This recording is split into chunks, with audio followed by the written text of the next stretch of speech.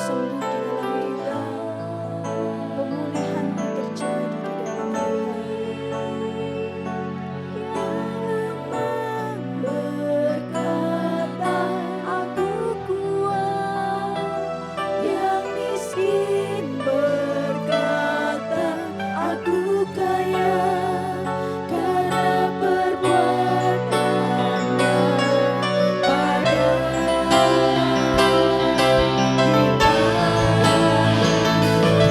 kini.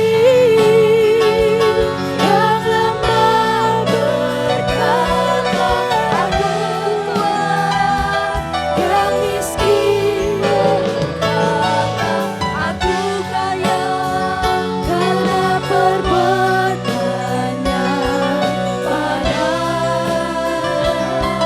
kita.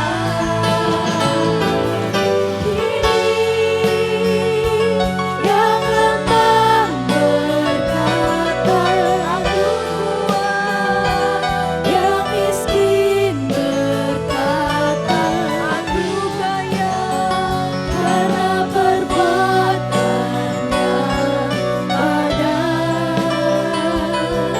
kita.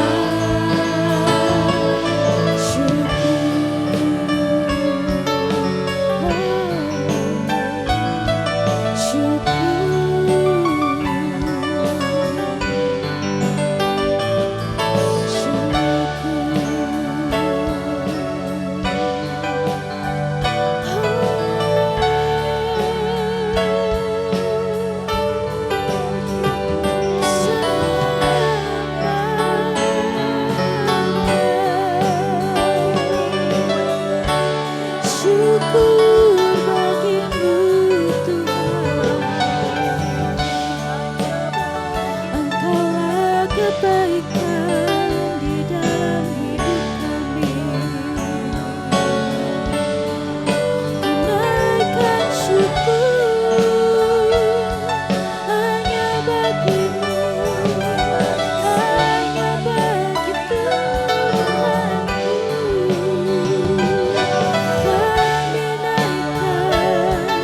Syukur penyembahan kami di tata kasih karunia, di tata kasih karunia, sebab Engkaulah yang sanggup, Engkau memberi kehidupan kami. Ku serahkan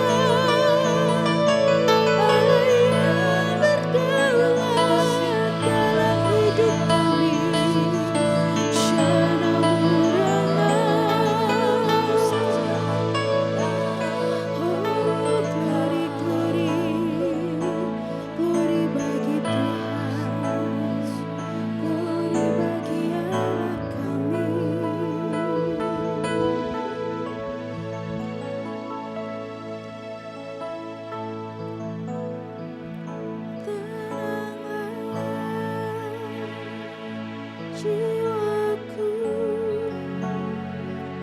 dalam naungan sayapmu, menembus awan gelapku, pandang kemuliaan-Mu, selalu ku rindu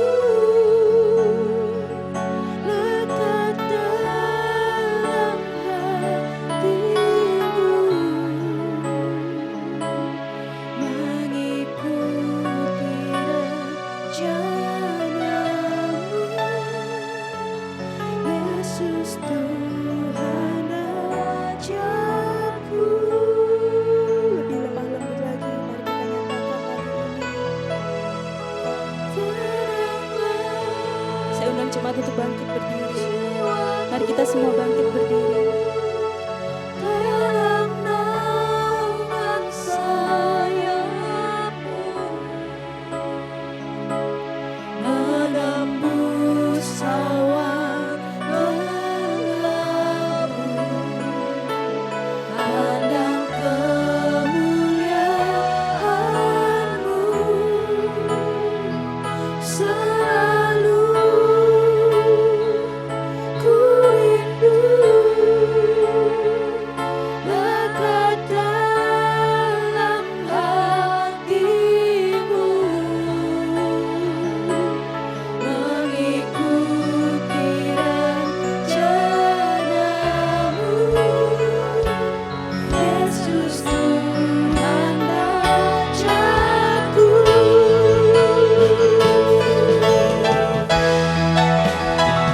Teranglah jiwaku dalam naungan sayapmu, menembus awan gelapmu,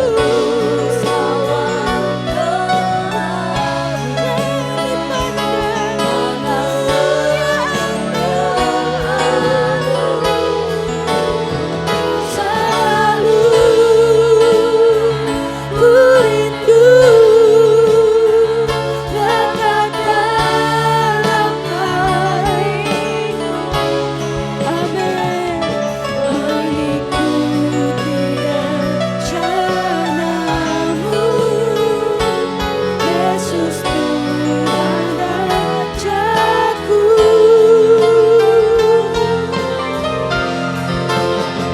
Tenanglah jiwaku dalam naungan sayapmu. Amin. Menembus awan gelapmu, pandang kemuliaan-Mu, selalu ku rindu lekat dalam hatimu, mengikuti rencana-Mu, Yesus Tuhan ajarku. Mengikuti rencana-Mu,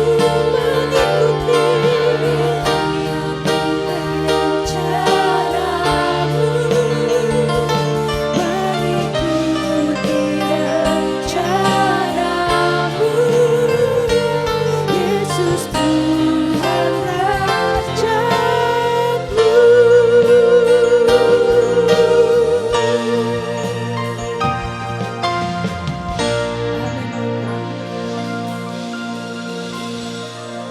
Biarlah kehidupan kami hanya boleh mengikuti rencana-Mu saja, Tuhan Yesus.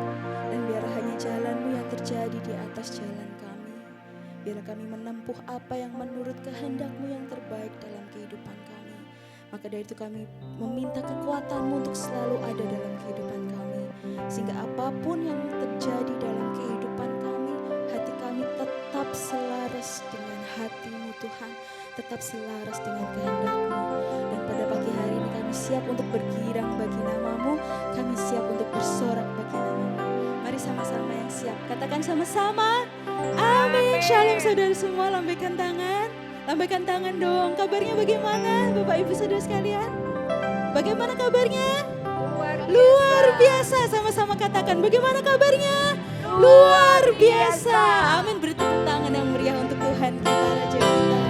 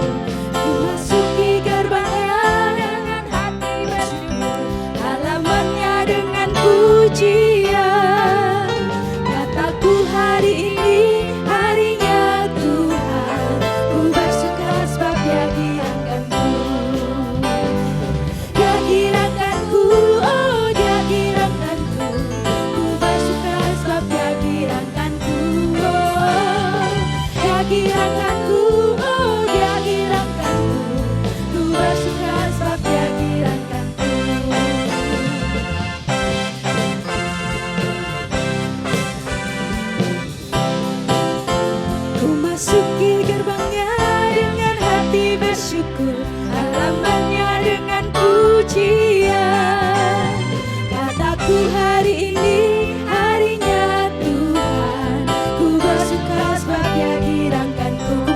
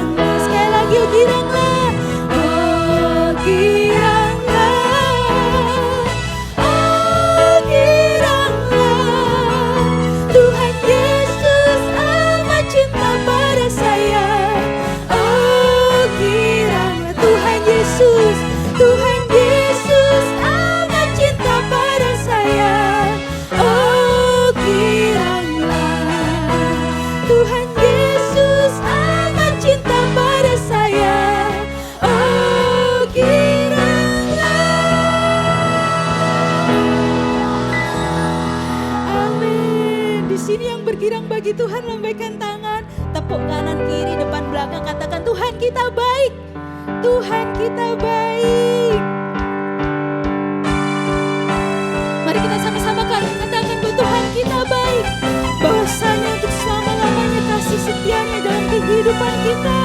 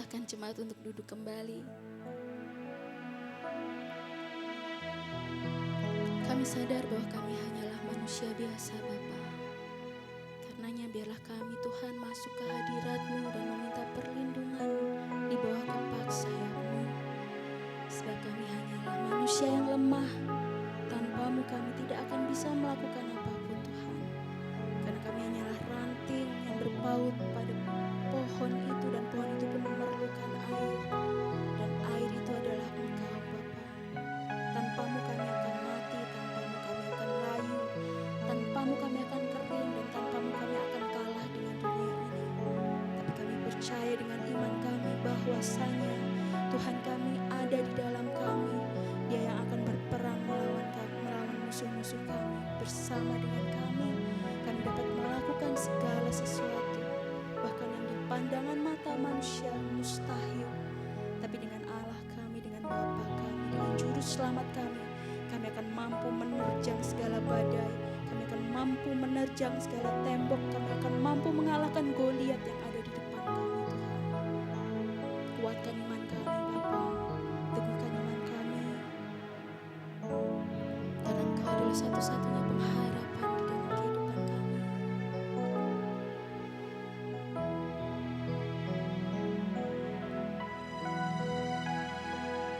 Ku sadar tak semua dapat aku miliki di dalam hidupku. Hatiku percaya rancangan-Mu bagiku adalah yang terbaik. Walau ku tak dapat melihat semua rencana-Mu, Tuhan, namun hatiku tetap memandang padamu. Kau tuntun langkahku, walau ku tak dapat berharap atas kenyataan hidupku, namun hatiku tetap memandang padamu. Kau ada untukku.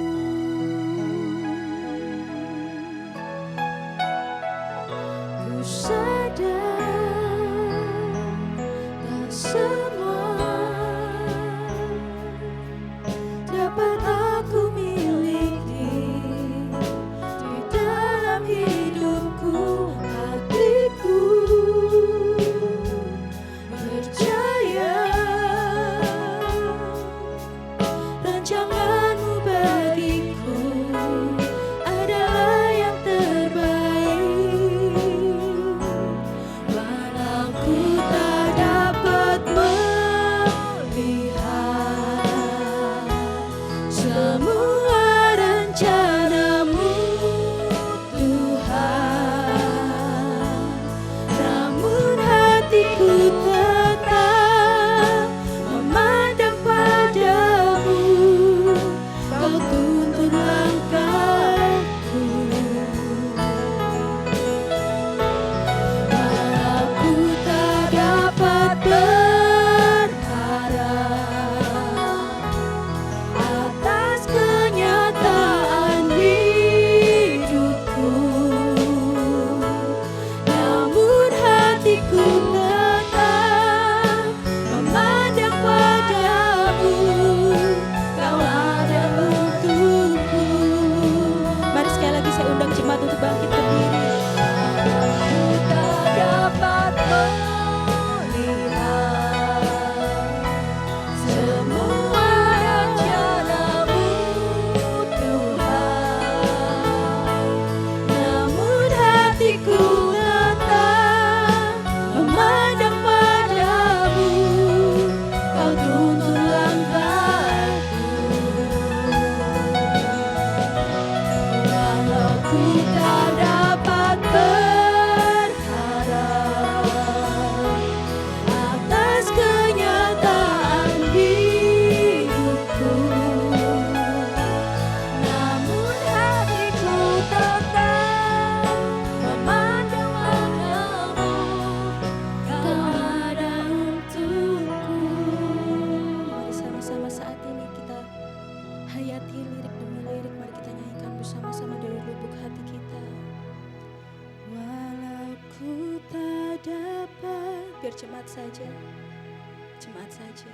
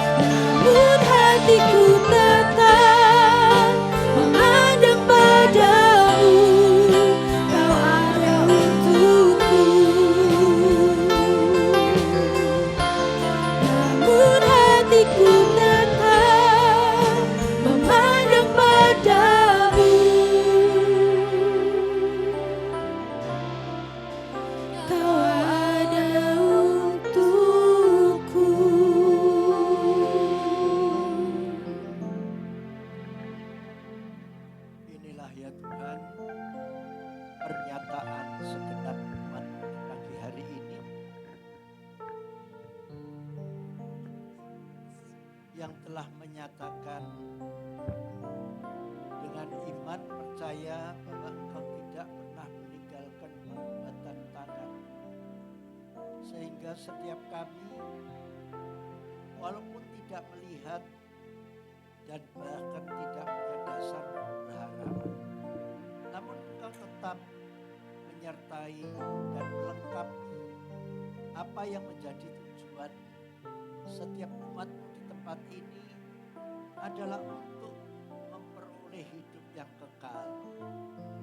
Sementara kami boleh berjuang untuk melengkapi sandang pangan dan papan, itu pun sudah Engkau persiapkan sehingga setiap kami dapat menikmatinya. Terima kasih ya Tuhan.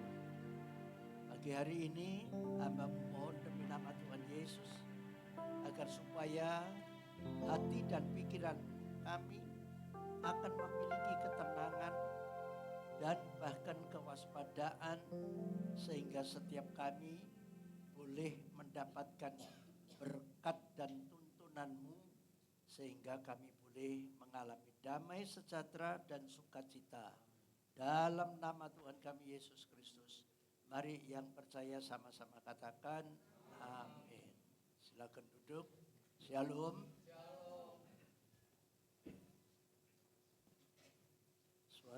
Suaranya bisa didengar?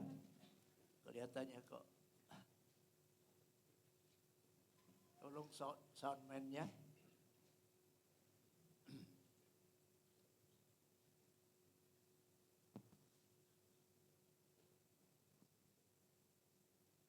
Shalom. Salam damai sejahtera dan sukacita bagi kita semua. Nah, jemaat yang dikasihi Tuhan, pagi hari ini kita masih sedang menghadapi keadaan yang tidak mudah, bahkan boleh dikata kita sedang menghadapi masa-masa sulit. Dan ini tidak dapat kita hindari karena ini merupakan nubuatan Allah yang sudah disampaikan kepada kita jauh sebelum kita mengalaminya. Oleh sebab itu, pada pagi hari ini, mari saya akan mengajak kita semua untuk tetap hidup berpegang pada janji Tuhan. Dan jangan lupa bahwasanya kita ada bukan karena kehendak kita, bukan keinginan orang tua kita, namun semuanya ada dalam rancangan dan kehendak Tuhan. Dan yang pasti Tuhan itu tidak berkenan kepada kematian orang fasik. Saya ulangi lagi. Tuhan tidak berkenan kepada kematian orang fasik. Namun yang diinginkan oleh Tuhan agar supaya pertobatan orang fasik itu supaya ia hidup. Ya. Coba tolong ditayangkan Yehezkiel pasal 18 ayat 23 untuk mengawali pengertian kita bahwa kita punya Allah yang benar-benar amat sangat menyayangi dan kesetiaannya tidak perlu diragukan lagi. Setiap kita diberi kesempatan untuk memperoleh karya keselamatannya lewat iman percaya kepada Tuhan Yesus Kristus. Yehezkiel 18 ayat 23.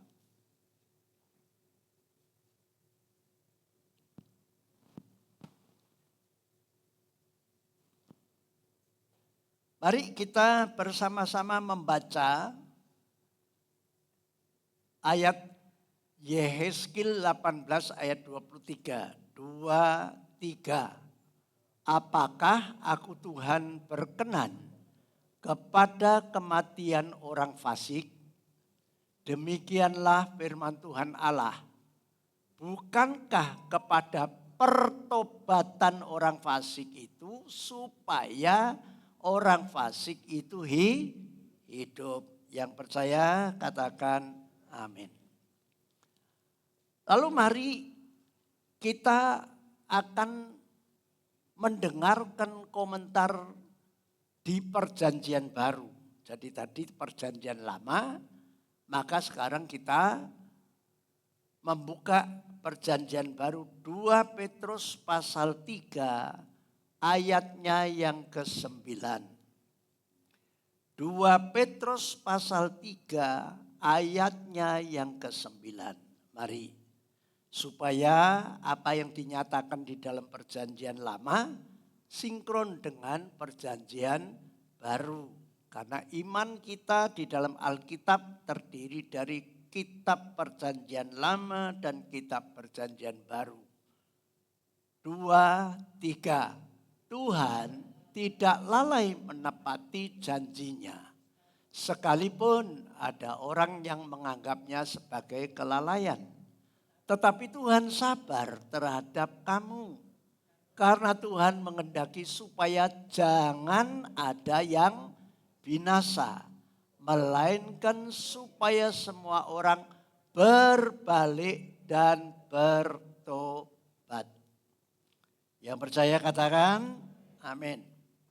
Nah, dari 2 ayat ini maka kita akan membahas sebuah kisah di dalam perjanjian lama yang terdapat di dalam Yunus, kitab Yunus. Dan saya akan mengajak saudara untuk menyimak pasal 4.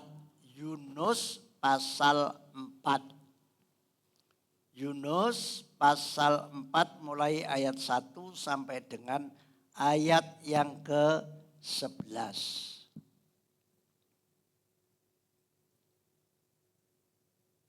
Kita baca terlebih dahulu ayat 1. Lalu nanti kita akan membahas dan mengupas bersama-sama sebagai pembelajaran kita untuk mengenal sejauh mana Tuhan itu sangat konsisten dan kesetiaannya tidak perlu diragukan lagi bahwa Tuhan adalah Tuhan yang menyayangi umat manusia yang mau percaya dan taat kepada Tuhan. Ya. Yuk kita baca ayat 4 yang pertama 2, 3. Tetapi hal itu sangat mengesalkan hati Yunus, lalu marahlah Yunus. Nah saudara yang dikasih oleh Tuhan, ada kata awal tetapi hal itu sangat mengesalkan hati Yunus. Nah, makanya seringkali saya sampaikan kepada jemaat, kalau kita membaca ayat-ayat firman Tuhan, jangan cuman sepotong-sepotong. Namun kita perlu mengenal dan mengerti ya kata-kata kalimat yang perlu kita cari. Mengapa ada kata awal tetapi hal itu sangat mengesalkan hati Yunus? Nah, perlu kita mempunyai sebuah pertanyaan. Persoalan apa yang bisa mengesalkan hatinya Yunus? Lalu Yunus marah kepada Tuhan. Bayangkan level seorang nabi. Ya, Yunus ini kan nabi. Nabi kok bisa marah kepada Tuhan? Apa sebabnya? Maka kalau saudara membaca pasal 3 mulai ayat 1 sampai ayatnya yang ke-10, maka saudara akan menemukan alasannya Yunus itu sangat kesal dan marah kepada Tuhan. Nah, intinya adalah kalau saudara membaca pasal 1, pasal 2, maka akan lebih lagi mengerti. Ya, ternyata Yunus ini adalah seorang nabi, tentu seorang nabi itu adalah utusan Tuhan. Ya, diberi predikat nabi tidak hanya untuk gagah-gagahan.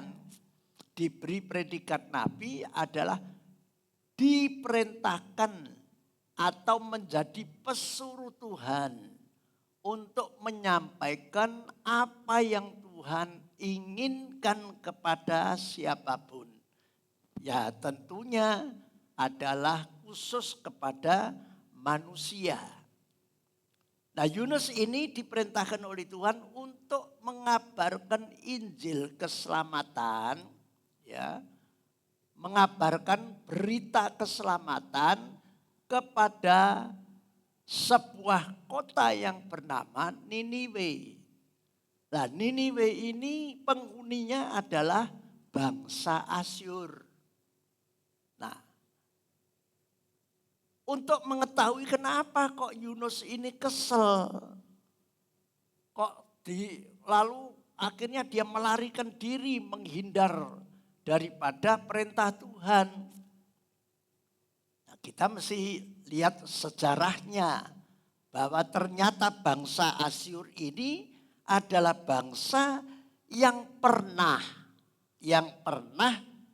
membuat bangsa Israel itu amat sangat menderita. Ya, kalau saudara mempelajari di dalam 2 Raja-Raja, lalu disambung dengan di dalam kitab Yesaya, karena penderitaan bangsa Israel itu terjadi pada waktu Yesaya menjadi nabinya orang Israel. Ya. Mereka sangat kejam. Dan orang Israel ini ditindas sampai sedemikian rupa. Sangat menderita. Ya.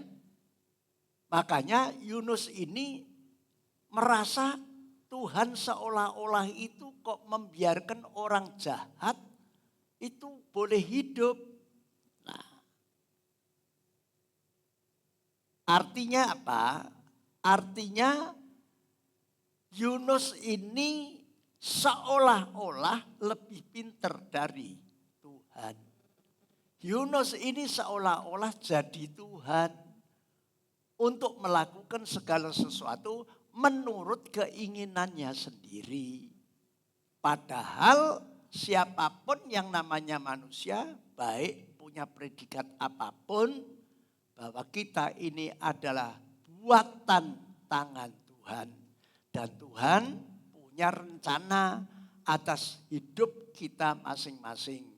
Makanya agar supaya setiap kita ini tidak merasa tertinggal, lalu tidak merasa paling yang paling jelek atau paling tidak perlu atau yang tidak diperhatikan atau apa. Makanya Tuhan melengkapi setiap kita diberi karunia yang berbeda-beda.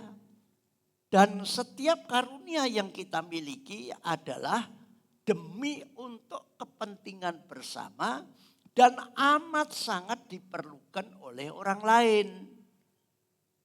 Sedangkan karunia yang kita miliki masing-masing itu tidak cukup untuk bisa menjawab persoalan hidup kita.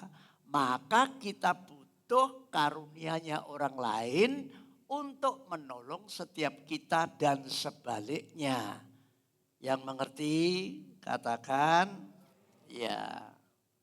Maka disinilah agar supaya kita sendiri ini ketika sedang menghadapi masa sukar, jangan sakar PDW, jangan ontang-ontang, jangan merasa bahwa kita ini paling mengerti, paling nomor satu, tidak membutuhkan satu dengan yang lain.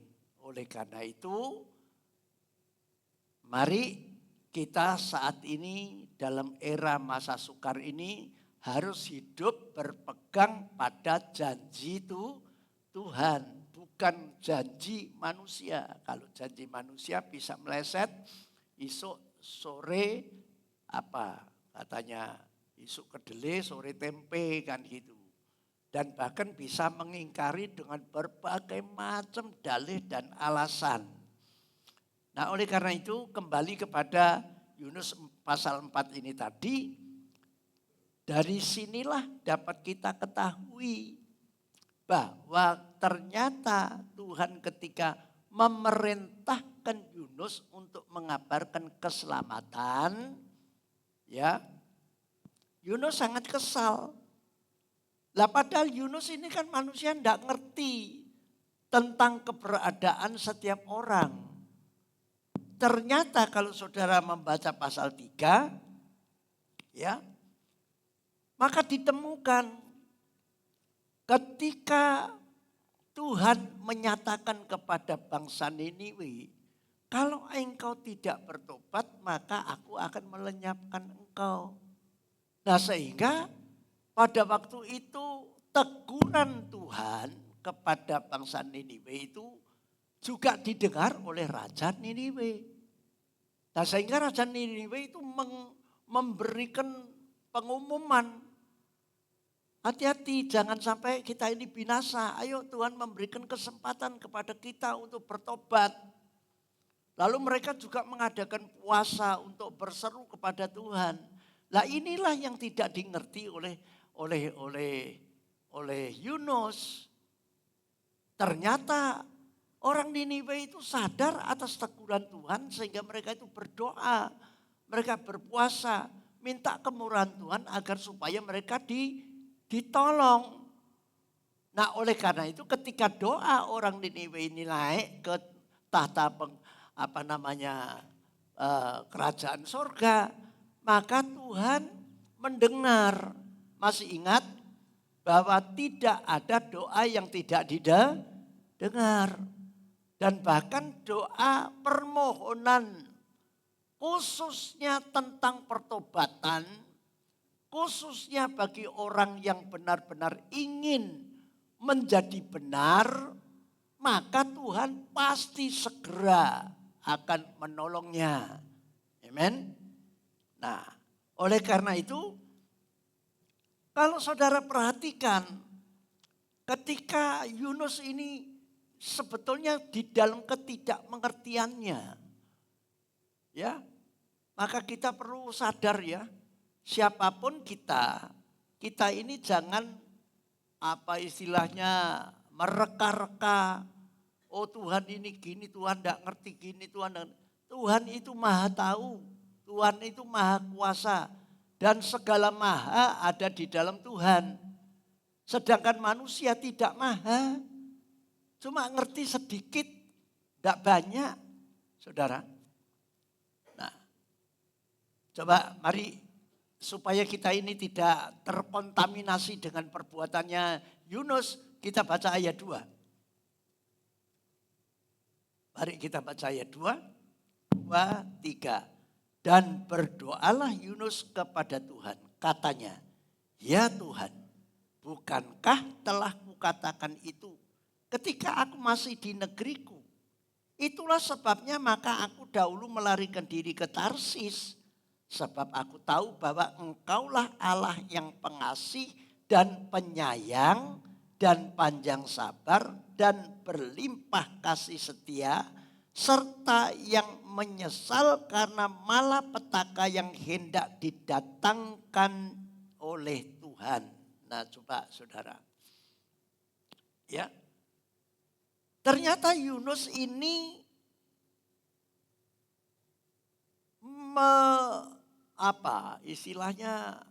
melanggar atau mengingkari, tidak taatlah atas perintah Tuhan untuk pergi ke Niniwe.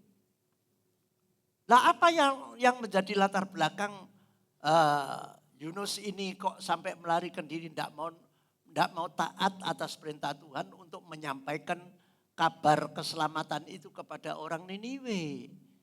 Ya saudara tentu pasti paham, karena sakit hati dan menganggap bahwa Orang jahat kok ditolong gitu loh. Nah gampangnya kan gitu. Orang jahat kok ditolong. Padahal dia sudah menyiksa orang Israel, menganiaya orang Israel, membuat orang Israel itu sampai hidup yang sengsara. Ya, waktu zamannya Hizkia, Raja Israel sangat menderita pada waktu itu. Sampai Hizkia itu ya juga mengadakan puasa, berseru kepada Tuhan agar supaya luput dari kekerasan atau kebrutalan dari bangsa Asyur. Jadi Yunus ini sangat gak bisa menerima tentang perlakuan Tuhan terhadap bangsa Niniwe yang jahat ini. Nah kembali lagi, makanya kita tadi sudah mengawali bahwa Tuhan adalah Tuhan yang tidak menginginkan satupun manusia itu binasa. Selama manusia itu masih hidup, maka ketika kesempatan dalam hidupnya masih ada ruang untuk bertobat, jahatnya yang bagaimana, brutalnya yang bagaimana, ketika dia berseru dan bertobat, mohon ampun, maka Allah yang setia itu pasti mengampuninya dan pasti menolongnya. Amin. Namun yang perlu kita ketahui bahwa segala perbuatan bukan berarti lalu lepas daripada hukuman, tidak bisa. Tetap, cuman tergantung dari pertobatannya seseorang. Orang itu misalkan cuatnya bukan main, lalu dia bertobat, dia kan harus menuai segala perbuatannya. Ini tidak bisa hilang loh saudara, jangan lupa. Jadi jangan menganggap kalau sudah berbuat jahat lalu tobat lalu enak aja. Bukan, memang konsekuensi hukuman neraka itu bisa dihapus, tapi perbuatan jahatnya tetap harus menuai sesuai dengan bobot daripada perbuatannya. Nah di sini letaknya. Waduh kalau gitu ya berat. Iya, lebih baik jangan berbuat jahat, kan begitu. Ya, kalau saya boleh memberikan sebuah pengertian, seseorang itu jahatnya wal gitu ya. Lalu dia benar-benar bertobat, tapi pertobatannya sungguh-sungguh. Dan ketika dia menuai akan keperbuatan jahatnya, maka Allah akan memberikan kemampuan kepada orang tersebut untuk menuai segala bentuk kejahatannya. Amin. Sehingga dia tetap bisa kuat dan dia tetap percaya bahwa ketika kalau tuaian itu sudah berlalu, maka dia pasti akan bebas dari segala hutang kejahatannya. Nah di situ. Nah namun hal ini ya yang kita temukan atas doanya Yunus ini adalah karena sakit hati. Nah kembali, makanya di antara kita jangan sampai punya dendam, jangan sakit hati, percayalah ya, sakit hati itu akan membuat kita ini gemerungsung saudara. Ya, dendam itu akan membuat kita ini akan melakukan tindakan-tindakan yang brutal. Ya, bahkan bisa lebih jahat daripada apa yang telah menimpanya. Gitu. Ya istilahnya kalau dikaplok pisan yang kudu ngaplok ping pitu saudara bales. Nah itu dendam atau sakit hati yang dipendam di dalam dirinya. Maka kalau saudara perhatikan, bayangkan bangsa Asyur yang tinggal di Niniwe itu kira-kira jumlahnya berapa? Banyak saudara. Coba mari kita akan membaca ayat 11. Yunus 4 ayat 11. Kita lompat ya. Ayat 11. Mari kita baca bersama-sama ya. 2, 3.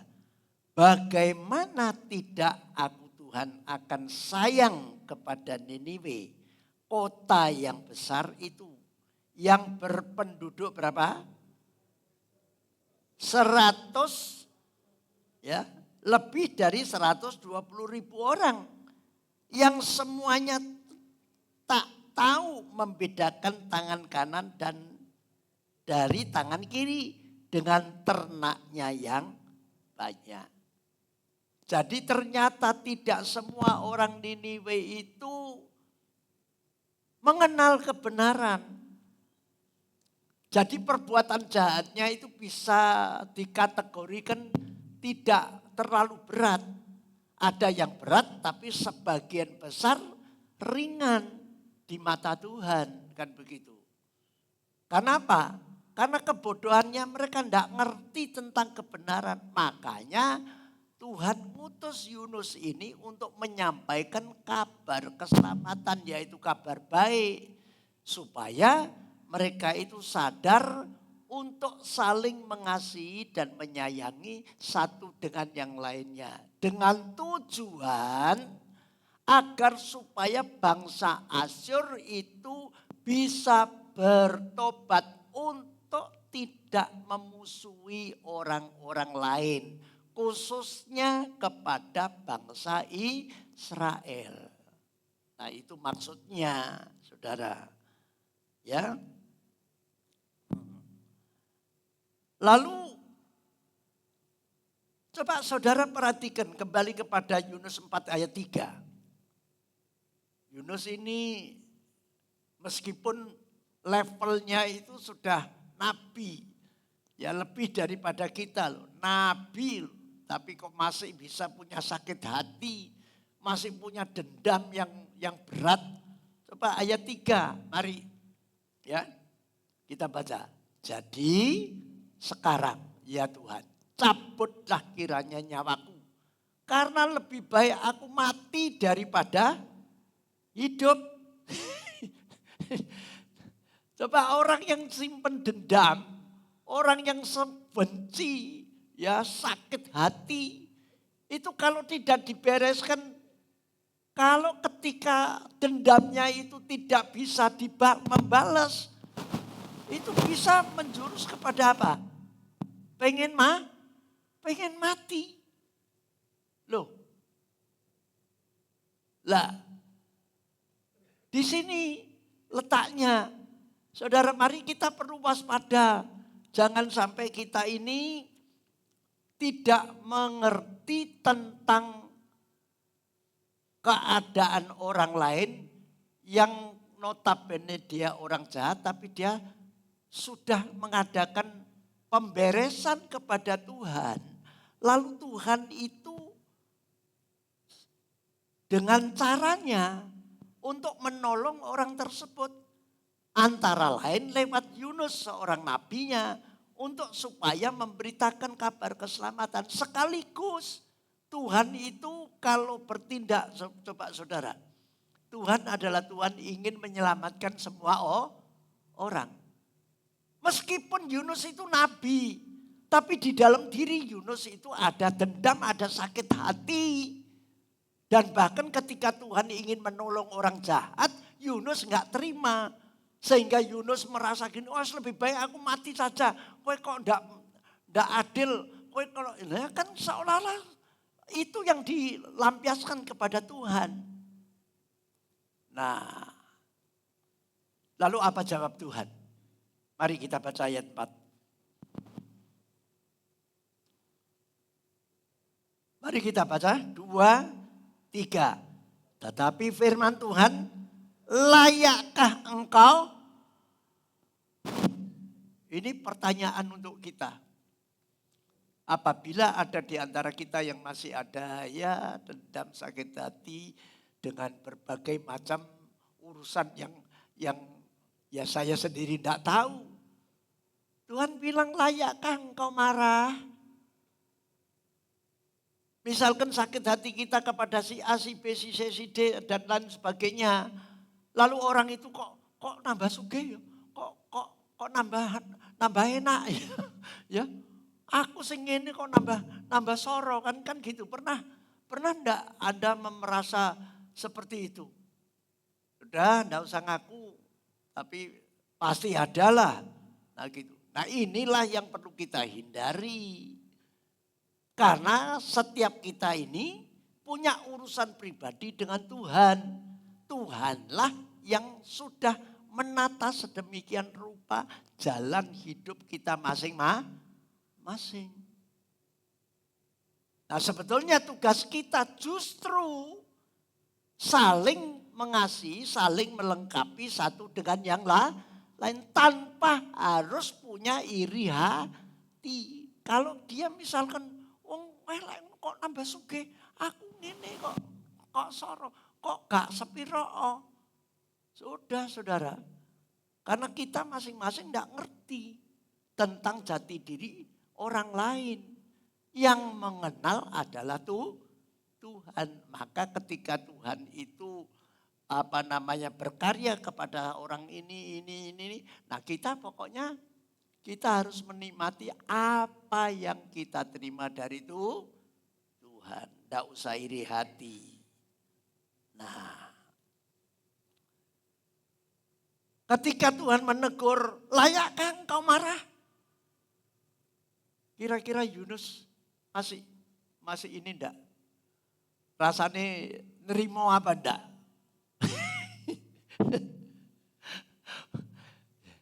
Saya ketika merenungkan ini, aduh, ojo-ojo aku ini kayak Yunus juga, saudara. Ya, diperingati ini, dikasih nasihat ini, saya gak terima ya. Karena merasa bahwa wong jahat kok diperhatiin, wong apik kok gak. Seolah-olah kan gitu, saudara. Nah, coba, ayo kita lihat apa yang dilakukan oleh Yunus ayat 5. Ayat 5. Yunus 4 ayat 5.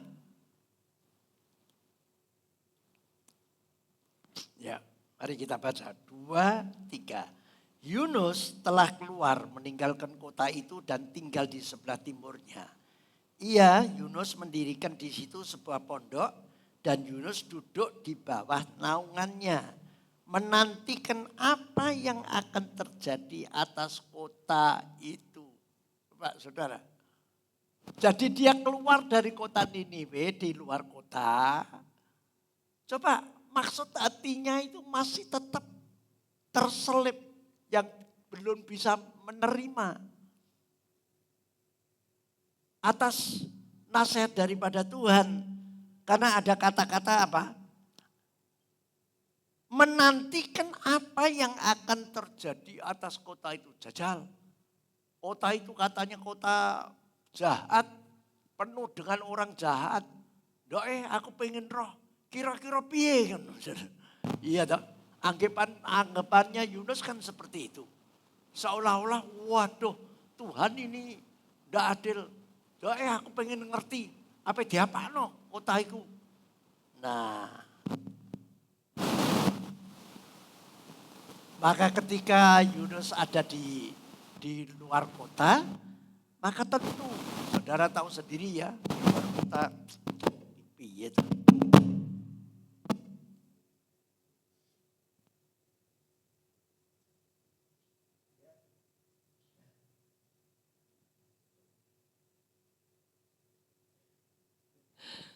Rewel ini.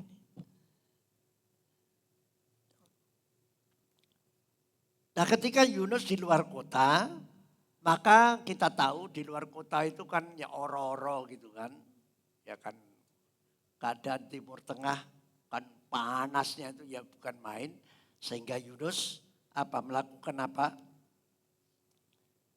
Mari kita baca. Ya. Ayat 6. Kita baca 2, 3. Lalu atas penentuan Tuhan, Allah tumbuhlah sebatang pohon jarak melampaui kepala Yunus untuk menaunginya agar ia terhibur kepada kekesalan hatinya. Yunus sangat bersukacita karena pohon jarak itu. Nah coba saudara, Yunus ini waktu kesel ya, dia merasa Tuhan ini kok tidak adil ketika dia keluar kota lalu di oro-oro sana. Coba Anda perhatikan, Tuhan pun ya juga tetap akan membimbing Yunus walaupun dia punya predikat nabi. Tuhan tidak ingin di dalam hatinya Yunus itu timbul iri hati, sakit hati, dendam dan lain sebagainya. Walaupun Yunus ketika keluar dari kota itu sebetulnya sebuah protes yang belum selesai dengan Tuhan. Tapi Tuhan tetap ketika dia kepanasan, kalau tidak ada yang menudungi dia, ya pasti dia akan kepanasan, saudara. Nah, Tuhan sangat baik. Maka ayat 6 kalau saudara baca, atas penentuan Tuhan, maka Tuhan menumbuhkan akan pohon jarak melampaui kepalanya Yunus supaya apa? Supaya bisa menghindari terik matahari. Bisa mengayomi akan Yunus bernaung di bawahnya. Nah, supaya dia terhibur, saudara. Nah, ternyata dengan jalan itu Tuhan ingin mengajar Yunus supaya Yunus itu mengenal tentang kepribadi Tuhan itu sampai di mana. Coba mari kita lanjutkan ayat 7. Saudara, ya. Ayat 7 dan 8 mari kita baca 2, 3. Tetapi keesokan harinya ketika fajar menyingsing, atas penentuan Allah, Anda garis bawahi, datanglah seekor ulat yang mengerek pohon jara itu sehingga layu. Ayat 8, segera akibatnya sesudah matahari terbit, maka atas penentuan Allah bertiuplah angin timur yang panas terik sehingga sinar matahari menyakiti kepala Yunus. Lalu rebahlah ia lesu dan berharap supaya mati, katanya. Lebih baiklah aku mati daripada hidup. Coba dari rangkaian ayat 6, ayat 7, ayat 8 ini Anda perlu merenungkan. Padahal Tuhan ingin agar supaya meskipun Yunus itu kesel meninggalkan kota Niniwe di luar, di oro-oro, Tuhan masih tetap sayang Yunus dan memberikan sebuah pohon yang merambat lalu di atasnya Yunus supaya Yunus tidak kepanasan. Tujuannya kan begitu. Tetapi Tuhan ingin mengajar. Ternyata pohon yang menjalari itu diserang oleh ulat. Dan akhirnya pohon itu mati. Lah ketika pohonnya mati, sudah naungannya apa, istilahnya kayak apa, tudungnya itu tidak bisa menudungi karena garing. Ya saudara, sudah kelihatan lagi, lalu terik matahari itu menyinari kepalanya. Sehingga kepalanya Yunus ya boleh dikata bisa gosong kalau diteruskan, saudara. Ya. Nah, coba saudara, ketika Yunus mengalami hal itu, kira-kira bisa sadar? Enggak, ternyata malah ngamuk. Lalu ngomong apa? Wes lu aku mati wae. Ngene salah, ngono salah. Iya toh, saudara. Tapi Yunus enggak sadar. Lalu Tuhan menjawab, menanyakan. Coba ayat 9, mari. Yuk kita tuntaskan ya pengertian ini pagi hari ini supaya kita semua bebas dari sakit hati dan dendam. Amin. Yuk kita baca 2, 3. Tetapi berfirmanlah Allah kepada Yunus, layakkah engkau marah karena pohon jara itu? Jawabnya, selayaknya kalau aku marah sampai mati. Waduh, Tuhan kok diketusi. Ya. Nah, orang kalau lagi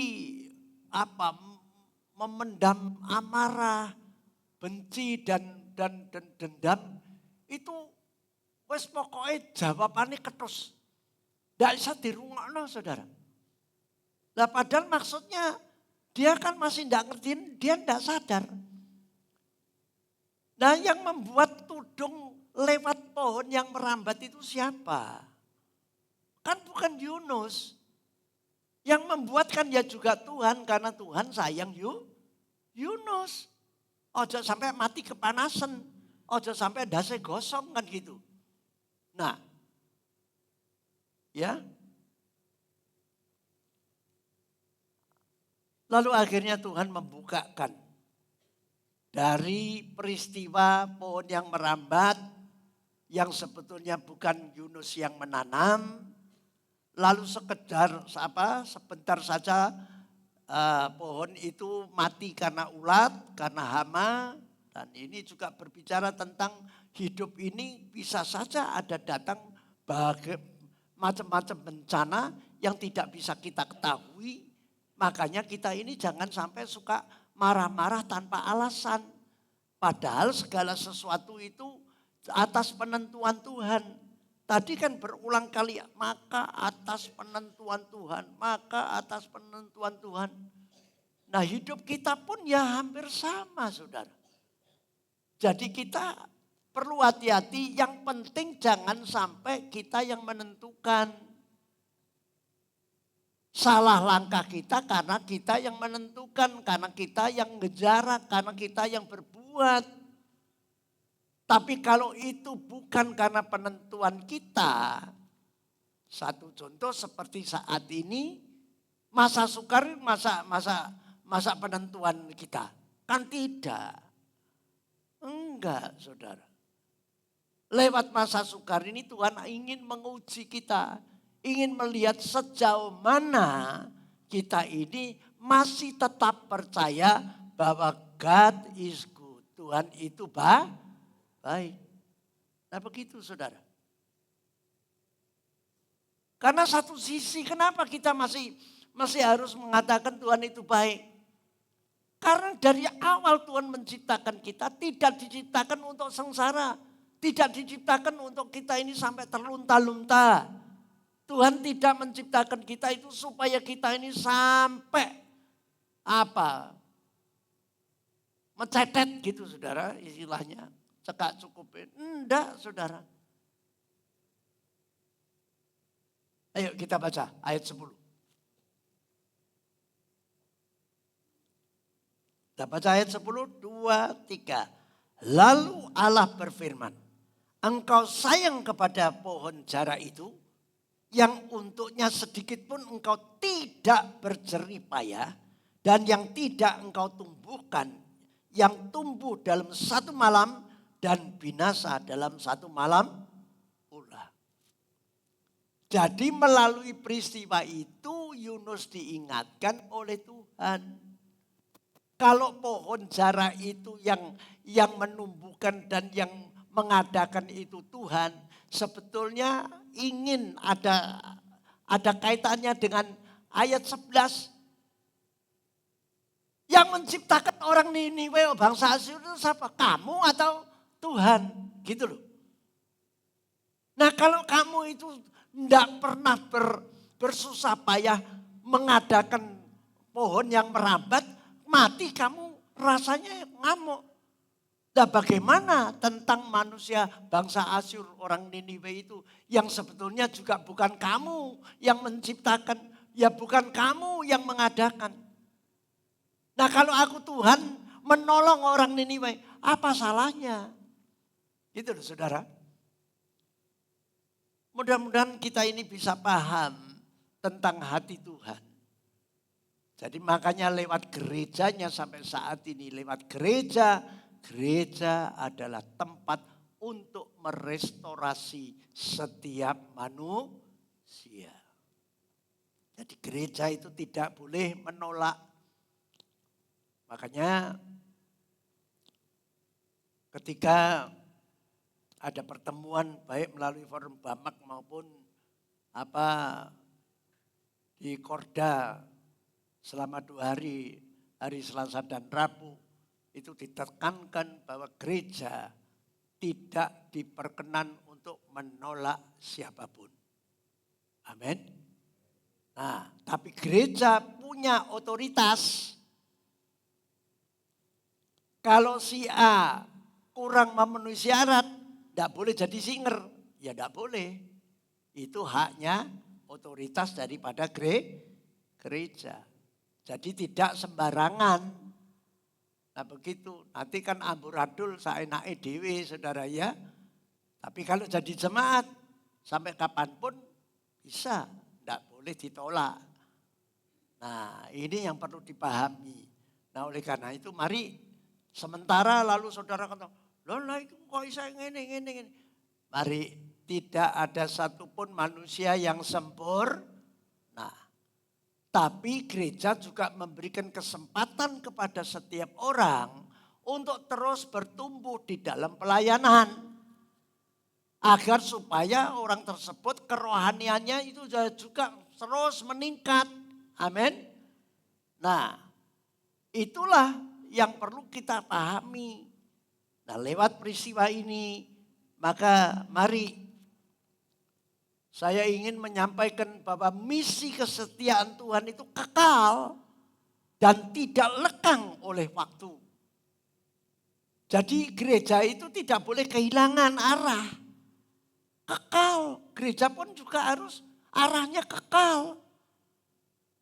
Tetap membina, tetap mengarahkan, dan tetap memberikan kesempatan kepada setiap orang yang memiliki talenta atau karunia yang Tuhan berikan kepada kita untuk bersatu padu di dalam sebuah pelayanan, yaitu menyelamatkan jiwa. Amen. Tuhan memberkati firman-Nya.